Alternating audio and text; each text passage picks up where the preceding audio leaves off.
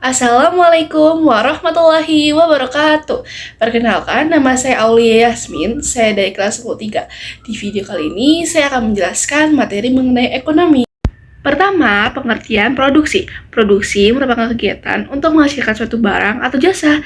Kegiatan pokok ekonomi produksi dilakukan oleh produsen dalam rangka menghasilkan barang untuk memenuhi kebutuhan konsumen. Yang kedua adalah faktor produksi.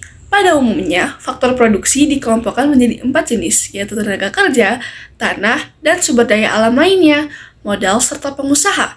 Dalam suatu perusahaan, setiap usaha yang dilakukan pasti mempunyai tujuan, yaitu tujuan teknis dan tujuan ekonomis. Yang ketiga, ada pengertian distribusi. Distribusi merupakan kegiatan menyalurkan barang atau jasa dari pihak produsen kepada pihak konsumen. Orang yang melakukan distribusi disebut distributor. Adapun tugas utama dari kegiatan distribusi yaitu membeli barang-barang dari pihak produsen untuk kemudian dijual kepada pihak konsumen. Agar produk dapat sampai ke konsumen akhir, manajemen saluran distribusi perusahaan harus menetapkan tingkat mata rantai saluran yang akan ditempuh. Umumnya terdapat dua jenis mata rantai distribusi, yaitu distribusi pendek dan distribusi panjang. Selanjutnya ada pengertian konsumsi.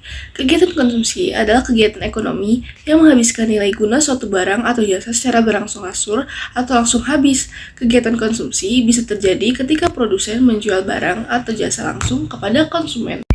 Yang ketujuh ada tujuan konsumsi.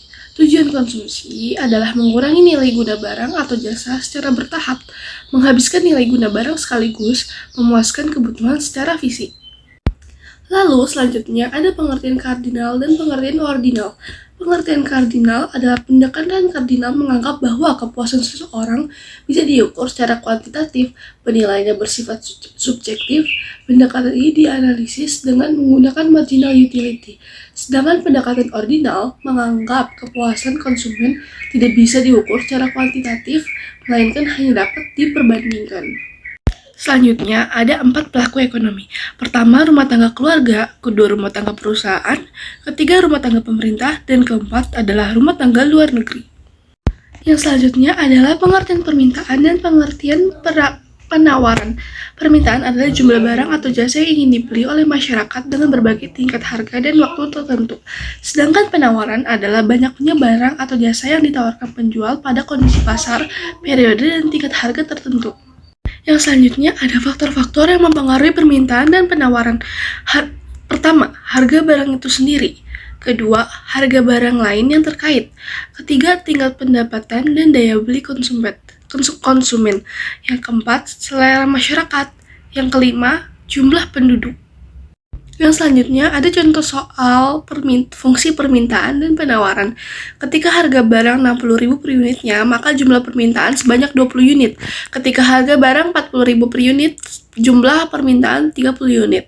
Diketahui Q1 sama dengan 20 dan Q2 sama dengan 30. P1 sama dengan 60, P2 sama dengan 40. Hitung memakai rumus persamaan garis lurus. P kurang P1 sama dengan Q kurang Q1 per P2 kurang P1 sama dengan Q2 kurang Q1. P kurang 60 per 40 kurang 60 sama dengan Q kurang 20 per 300 kurang 20. P kurang 60 per min 20 sama dengan Q kurang 20 per 10.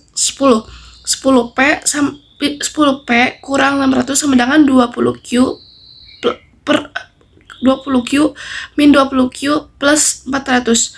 10P sama dengan 2 min 20Q plus 1000. P sama dengan min 20Q plus 1000 per 10.